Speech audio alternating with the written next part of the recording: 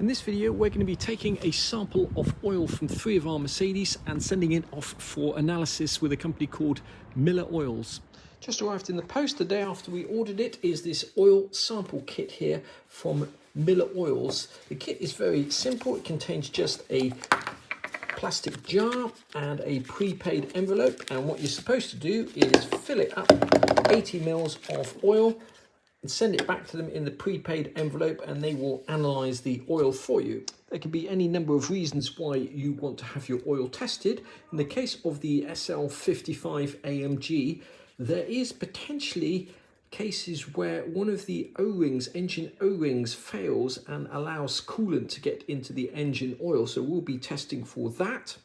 With our own SL55 AMG, we have allowed the service light to run over by exactly 1 year, and what I'm going to do is just see if that makes any difference to the oil on a low mileage car. We've driven just 4,000 miles in that car since we got it in December 2021, so that's one of the reasons for doing this.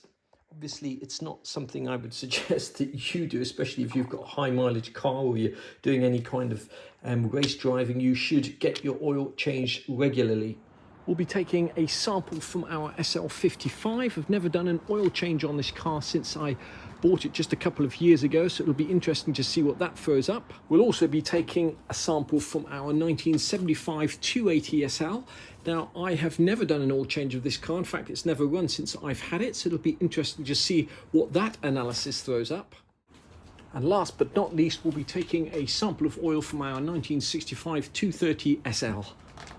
One easy way of extracting oil from your car is using a Mitivac. The kit comes with a handy little beaker here. You just attach one of the tubes that comes with the kit to the gun. The other tube goes down your oil dipstick hole, which in the case of this SL55 is this one here. Here's our setup here. We've just got that tube down the dipstick hole connected to this canister. In theory, when we give this gun a few squeezes, we should just be able to suck up oil. There we go. See that oil coming through the tube there? Next up, we just need to send off 80 mils of oil in the prepaid envelope. When you've finished, don't forget to top up the oil and put the dipstick cap back on. If you are going to be doing multiple vehicles, it's important that you don't cross-contaminate the oil samples, so we'll be using a clean piece of tube for the next car, and we've thoroughly cleaned this out. Next up, we're going to do this 1975 280sl. I've got no particular concerns. The oil looks black, not unexpectedly. We will be doing an oil change on this car anyway, but there's no harm in finding out what the current engine oil tells us. Now, on the 280sl, the dipstick tube is too thick to house one of these, so where there is a will, there's a way. I've borrowed the tube off here temporarily, and I'll either get a new one of those or just clean that up with some degreaser. We're going to try taking an oil sample from our Pagoda. Let's have a look and see what this oil looks like. First of all, it's a bit low. I suspect that's because we've got an oil leak. And if we smell the oil, that oil has a faint smell of petrol and looks way too thin. Tube down the dipstick hole, a few pumps on that should cause oil to start flowing out of there. See that oil making its way down. Don't forget to top the oil up after you've taken a sample.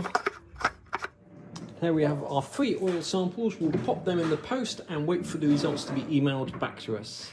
Less than a week after we sent the samples off, we've had the results emailed back to us. These are the 3 results here. We've got the 1965 230sl on the end. In the middle, we've got the 1975 280sl. And here we have the 2004 SL55. The first thing to notice about these results is that 2 of them have a big fat red cross next to the oil condition, and the 2004 SL55 has a green tick. Now, that is not surprising because this car here was bought new by a friend of mine and has had a pretty good service history up until the time that we bought it a couple of years ago.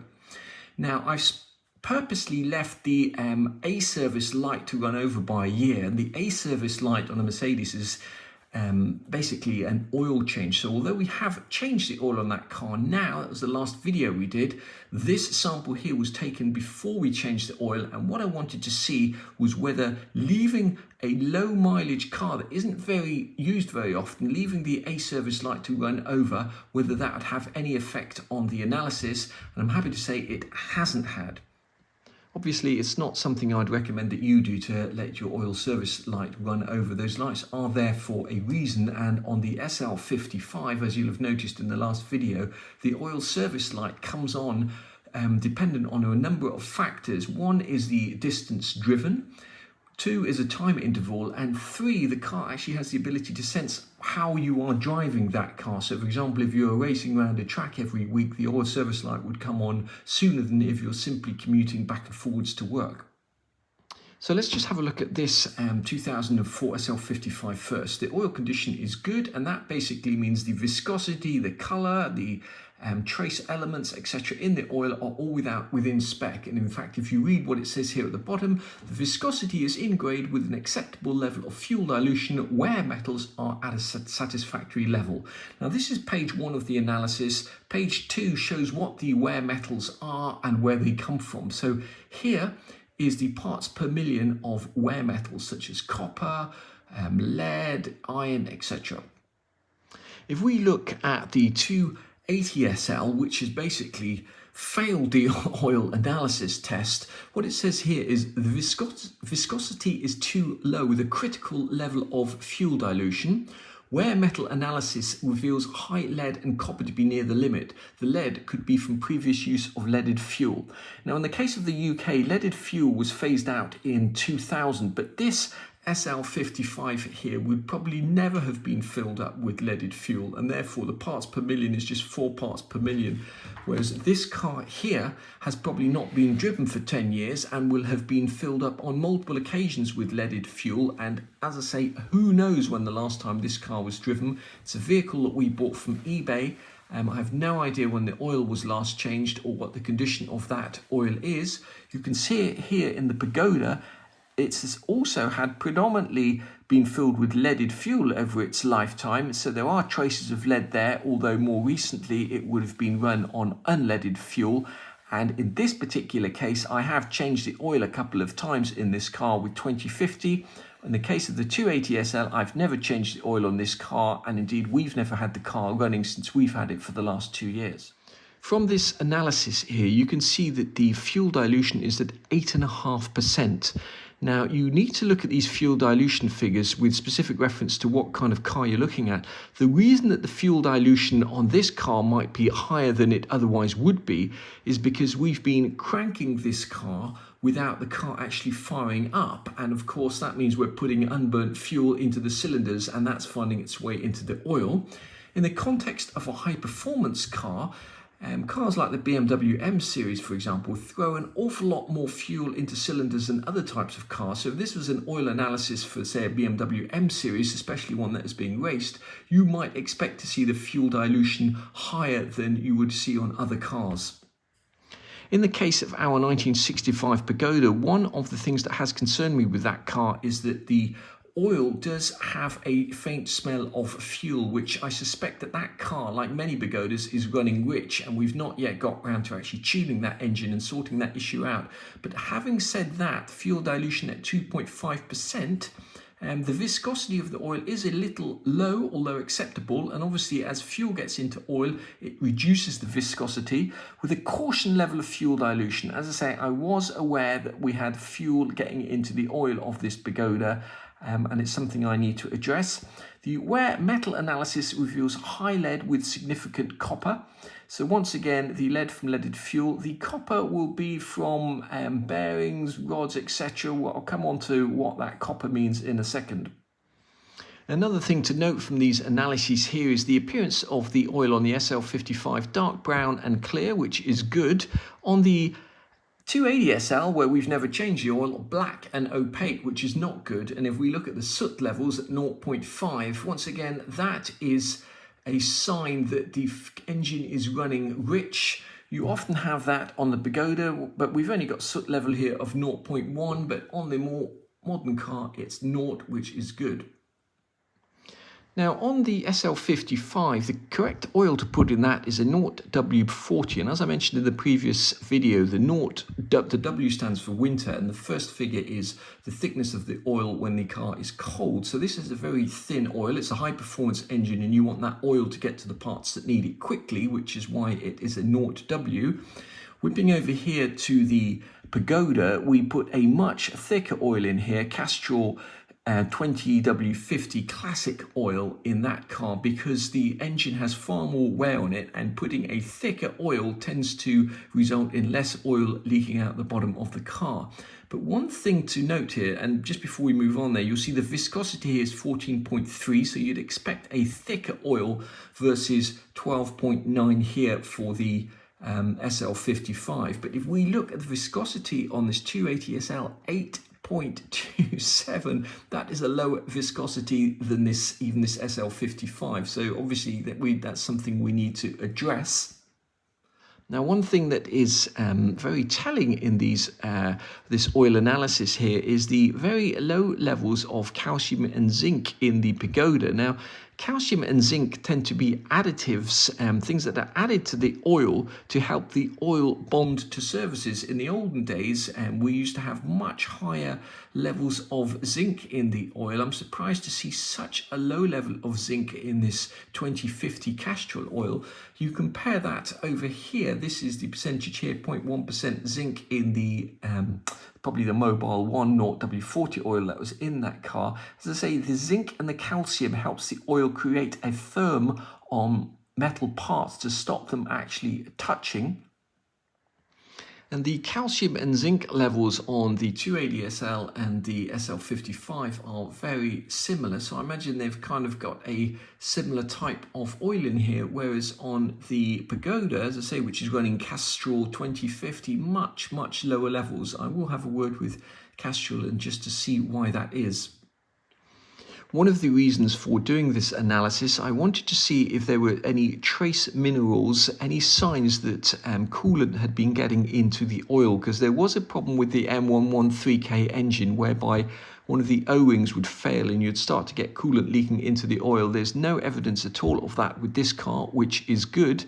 But one thing also we notice is the water parts per million is much higher on this 280sl than it is on any of the other cars. And I imagine that's either because we've somehow had coolant leaking into the oil, or probably more likely that this car hasn't been driven for a long time, so you're getting water condensing in the engine block and finding its way into the oil. Underneath the analysis of your oil will be a table of source metals, and it'll tell you where all the source metals come from. So for example, we had high levels of copper in both the Pagoda and the 280sl, and if you look up here, which is engine oil we're testing, you could be testing different types of oil, transmission oil, gear oil, hydraulic oil, etc. So you could be on the SL55 testing the ABC oil, which we may do at some stage to see what lurks in there. But the copper in an engine, lube coolers, main and rod bearings, bushings, turbo bearings, and lube additive. One of the things that's tested for is silicon here, which comes from dirt, seals and sealants, coolant inhibitor, lube additive. On the Audi A4, we had a situation a while back where the oil light came on, and the reason it came on is that the previous owner had sealed the oil pan with far too much silicon and probably the wrong type of it, and that had squeezed into the oil and ended up blocking the oil pickup.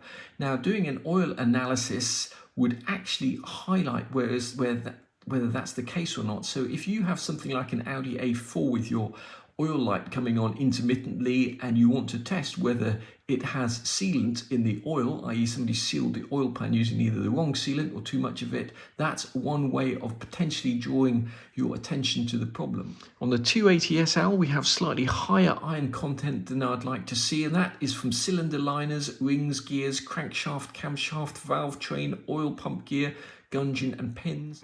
The lead that you might find in the oil also comes potentially from main and rod bearings, bushings, lead and lead solders. Just to conclude, the reason for testing the engine oil or the transmission oil or the hydraulic oil in your car is first of all just to check that everything is as it should be, because sometimes you may get back one of these oil analysis sheets and you might find trace metals of something that is telling you that there's a problem with the car. For example, aluminium in the engine oil might be telling you that there's a problem with your pistons, thrust bearings, turbo bearings, main bearings, etc. And if you were testing in the case of the SL55 your hydraulic oil, if you were to find different trace minerals in that oil, it might either be warning you that it's time to change that oil or that something else is going on. Now, we use this company here, Miller's Oils, based in the UK, to do our oil analysis. And the reason for using them is that they actually manufacture oil and they test their own oil on site. If you go along to other companies, what you may find is that they actually send the oil off for analysis to a third party, but these guys here actually do it themselves. And I have to say, although I've never used their engine oil in any of my cars thus far, their customer service has been excellent, and the speed at which they not just got the samples tests out, but also the speed at which they analysed them was excellent. So they offer a variety of different services, and if you're ever in doubt of what oil etc to put in your car, you can just go to their which oil site up here. I've just put in the 1965 Pagoda, and they will list all the different types of oil, from the engine oil, differential oil, transmission oil, you name it, power steering, cooling system, etc. So a very good source of information, and a big thanks to them for helping us out with this video.